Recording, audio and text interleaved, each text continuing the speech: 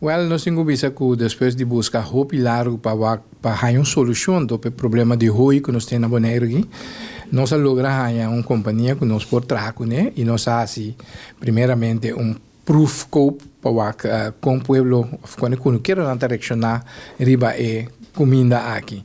Alfalfa tá nós temos aqui na Lucerna tá comida que tem roupa e proteína dentro e que mundialmente está valor reconhecer como a mama de toda comida de bestia. Não tem metade de toda comida de bestia também. Então, esta comida que bestia não está come com roupa e smack.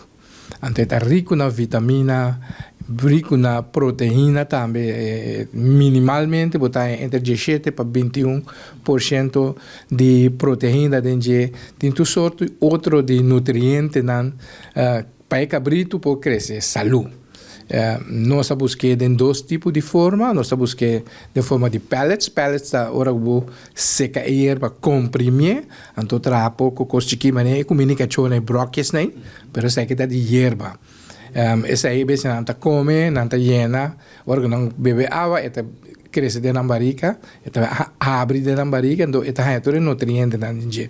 Nós buscamos também parte aqui, é parte de cubos. Cubos está são do chiquito, se manda bol de roi, pero chiquito, de entre 25 para 35 centímetros, 2,5 para 3,5 centímetros, então essa aí, hora que a bestia comer, e também está hincha dentro do corpo, e está suficiente alimento. É comida, então comida que por ter para largo tempo, sua qualidade está alta e está limpa também. Então, é estofo e encostrar em dia.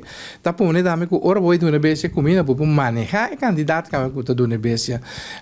Se você está 3 bolas, 3 cubos, 3 cubos ou 5 cubos, isso aí é suficiente para o dia, mas não comer demais tampouco.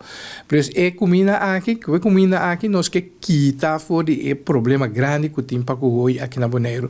Nós esperamos que ele caia na grado de que não quero, nós vamos seguir bastante depois, se eu repito que não quero.